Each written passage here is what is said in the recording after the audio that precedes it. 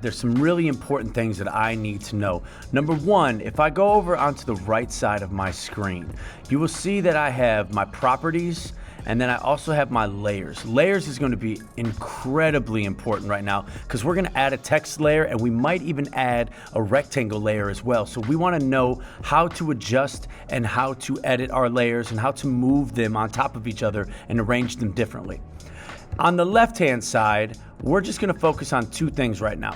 We are going to focus on this top left-hand corner. This is my move tool. This is going to allow me to move my layers around. So whenever I'm going to try and move a layer, I'm going to click on that move tool. The first thing I'm going to do right now is I'm going to add some text to the photo. So I'm going to go down and I'm going to scroll down to this text. And all I need to do once I've clicked on that text, I'm on my horizontal text tool. So I just need to click and I'm going to drag and I'm going to create a text box. You're going to see that lorem ipsum shows up. Lorem ipsum is a random arrangement of letters to create words that don't exist. This is not any language or anything. So lorem ipsum is just the default, hey, this is what the text looks like on your screen. I am going to find a quote for my inspirational photo.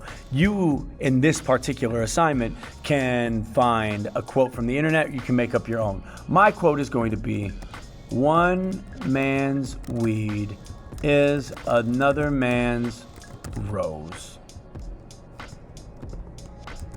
by Mr. Dix. Because, you know, some people are like, oh, a dandelion, oh, that's a weed, I don't want that. And I'm like, no, that's my rose. I'd rather have 12 dandelions than 12 roses. Maybe, I don't know. That could be your way of expressing yourself, and maybe that's the kind of flowers that you like. So I have my quote right there. Now I can do a bunch of things up at the very top. I can change my text and I can change my font. So let's go like, let's find a cool one. I want something like pretty thick. Let's do that one.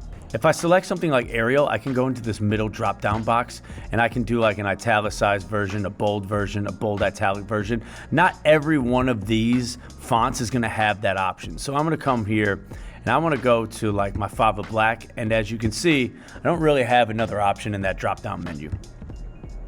I can also change the font size. So maybe I go to 24, how about 36, what's that look like? That looks pretty cool.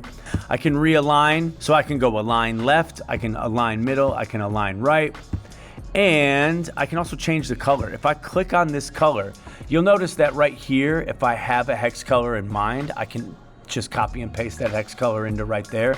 I can also select on my color grid, or I can take my color dropper and I can go onto my photo and I can select part of my photo. I actually kind of like that green, so we're gonna go okay on that. I can also highlight this whole thing, and if I really wanted to, I can go to this option right here and I can stylize my text. I can make it like a flag. I can squeeze it. I can make it a lower arc. I don't want to do any of those things. I'm just gonna make sure that mine is normal and just stylized regularly.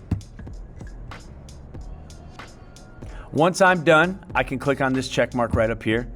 And then I can go back over to my move tool and I can kind of move this around and I can adjust it and find that negative space for it to look good in my photo. If I come over here and I just click on the T and I just click a bunch of boxes, you're gonna see that lorem ipsums pop up all over the place. That means I'm gonna have to go down to my layers function again, and I'm just gonna click on those layers, those lorem ipsum layers, and I'm just gonna delete those so that they are no longer a part of my image. So that is how I'm gonna add some text to my photo.